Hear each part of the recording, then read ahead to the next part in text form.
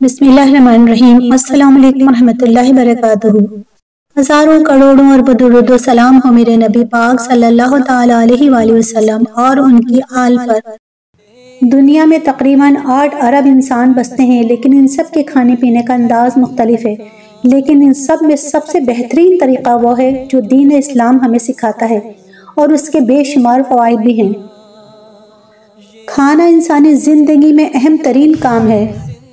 رمضان المبارک کی ویسے تو بہت برکتیں ہیں، لیکن ایک کام ایسا ہے جو ہمارے جسم پر اثر انداز ہوتا ہے، اور وہ ہے کھانا پینا۔ یقیناً جسم میں پانی کی کمی کو پورا کرنا یہ ایک اہم ترین کام ہے، لیکن افطار کے وقت ڈھیروں پانی پی لینا یہ صحت کے لیے نقصان دہ ہو سکتا ہے۔ افطار کے وقت 2 گلاس پانی پیجیے، اور پھر وقفے سے 1 گلاس یا آدھا گلاس پانی پیجیے۔ انسان کی دن کی ضرورت 8 گلاس پانی ہے۔ اگر آپ کسی گرم علاقے میں رہتے ہیں یا محنت والا کام کرتے ہیں، پسینہ زیادہ آتا ہے، تو 10 سے 12 گلاس پانی پئیں۔ چینی سے بھرے ہوئے کھانے یہ بھوک اور پیاس کو بڑھا دیتے ہیں۔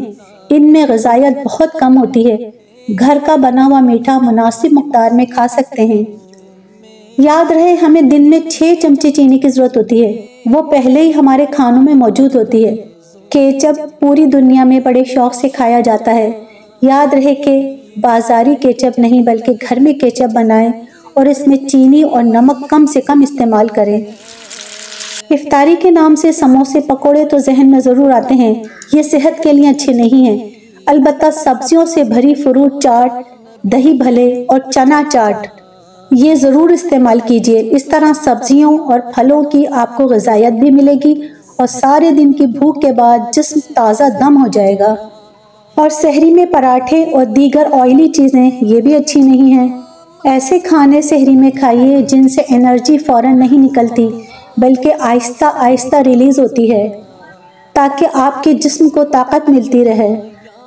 حدیث پاک میں ہے کہ آدمی اپنے پیٹ سے زیادہ برا برتن نہیں بھرتا۔ انسان کے لیے چند لقمے ہی کافی ہیں جو اس کی کمر کو سیدھا رکھ سکیں، اور اگر ایسا نہ کر سکے تو 1/3 کھانے کے لیے، 1/3 پانی کے لیے، اور 1/3 اس کو خالی رکھیں۔ حدیث پاک میں ہے کہ روزہ رکھو صحت یاب ہو جاؤ گے، مگر اعتدال اور میانہ روی اختیار کریں۔